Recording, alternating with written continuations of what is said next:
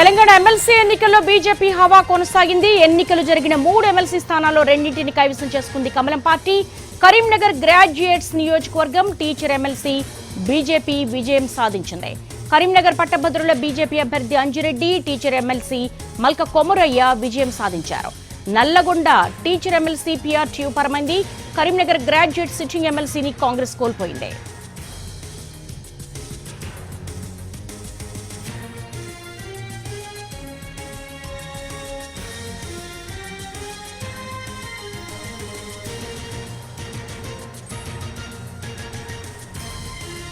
ఎన్నికలు జరిగిన 3 ఎమ్మెల్సీ స్థానాల్లో రెండింటిని కైవసం చేసుకుంది కమలం పార్టీ.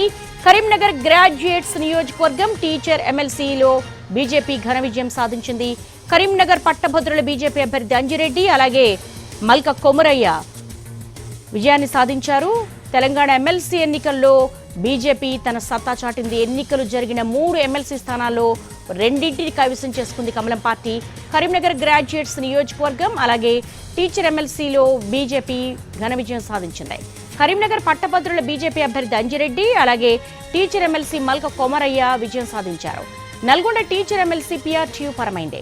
కరీంనగర్ గ్రాడ్యుయేట్ సిట్టింగ్ ఎమ్మెల్సీని కాంగ్రెస్ కోల్పోయింది.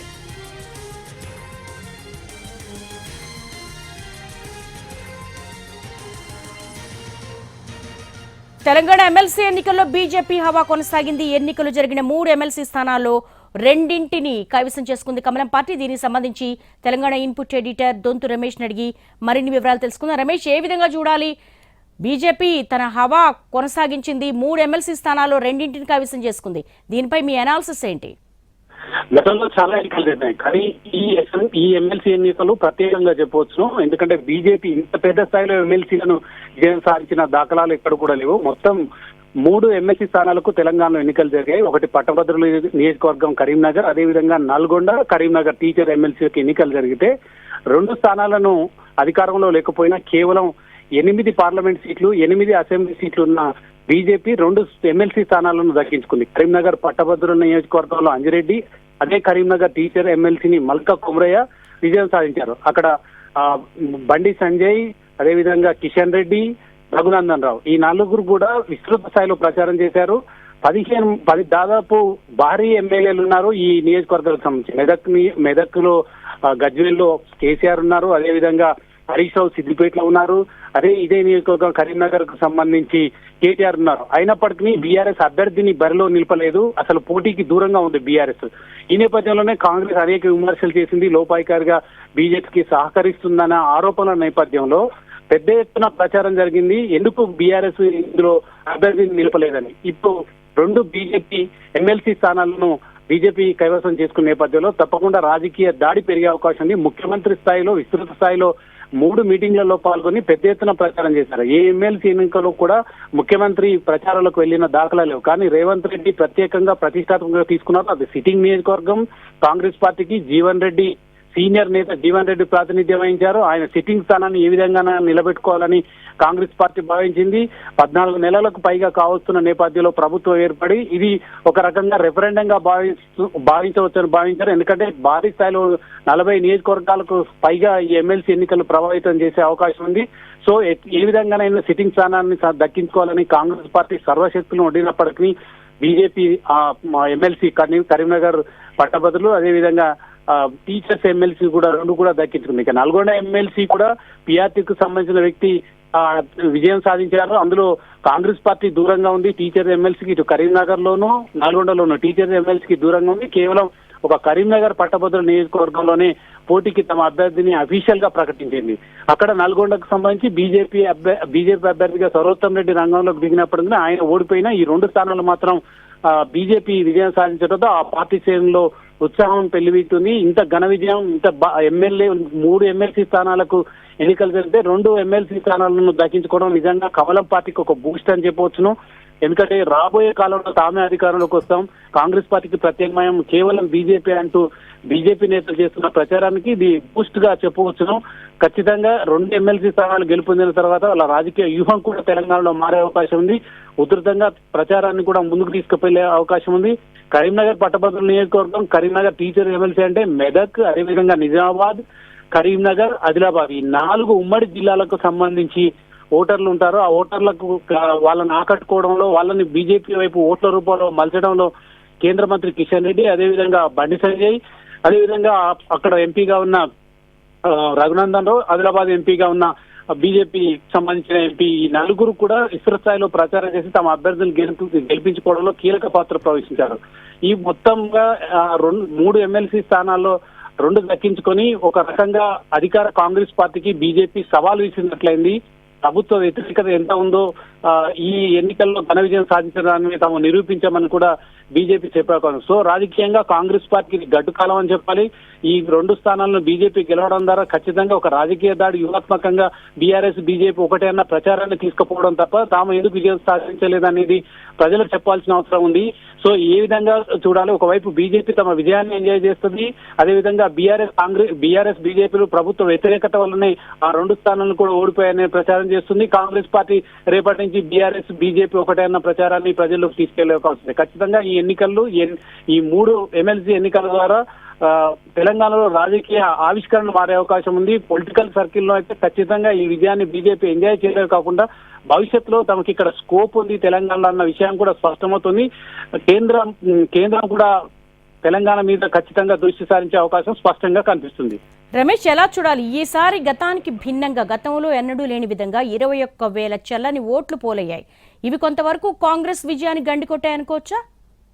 చెల్లని ఓట్లని మనం కేవలం కాంగ్రెస్ పార్టీ పడ్డ ఓట్లని కానీ చెప్పలేము.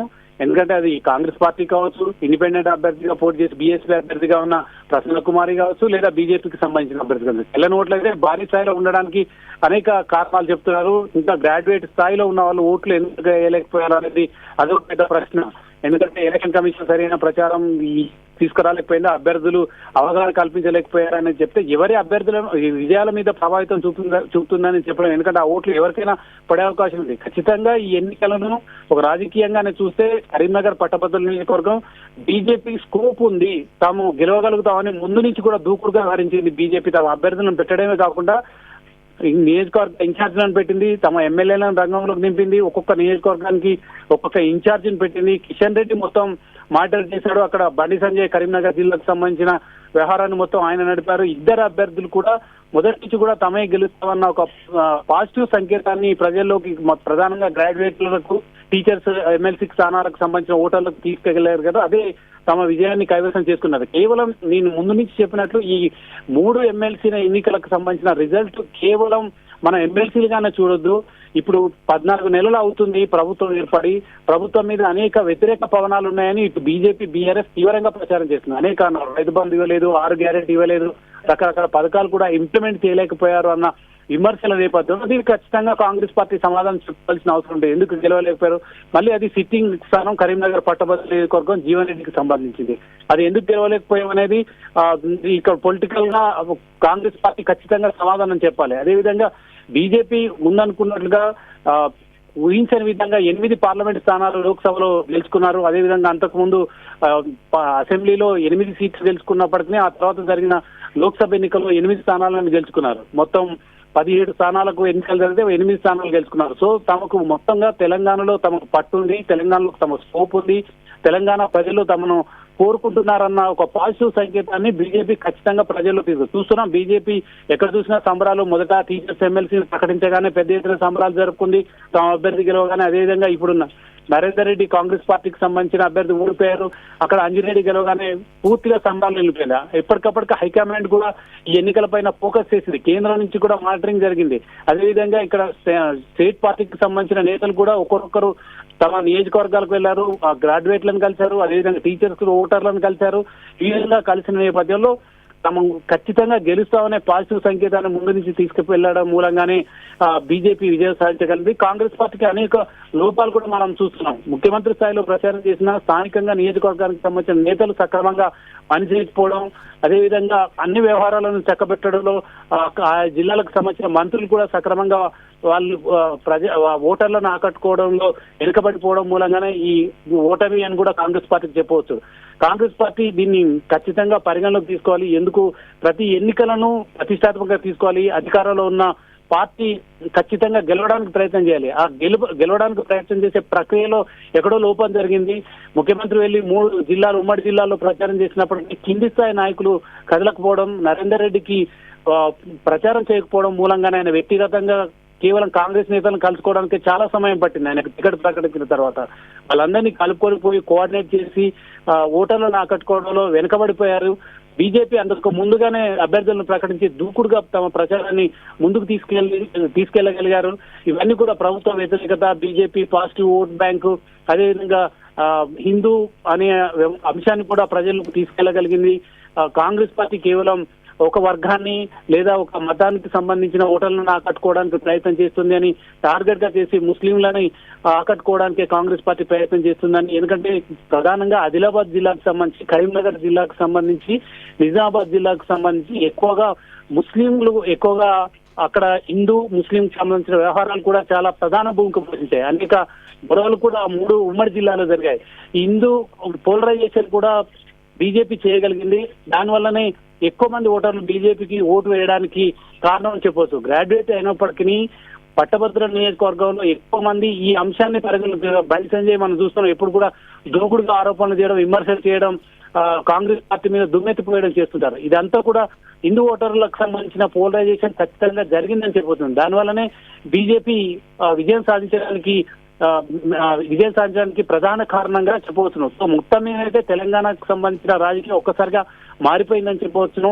రేపటి నుంచి బీజేపీలు మరింత దూకుడుగా వ్యవహరిస్తారు.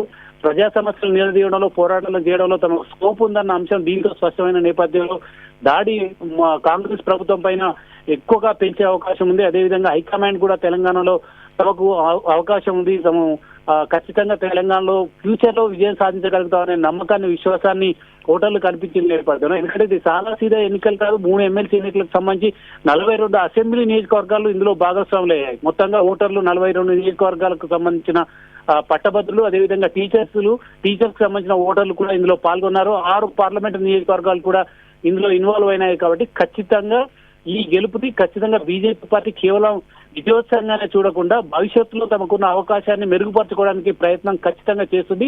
ఆ దిశగానే బీజేపీ ముందుకు వెళ్లే అవకాశం మనకు స్పష్టంగా కనిపిస్తుంది. All right Ramesh, thanks for the analysis.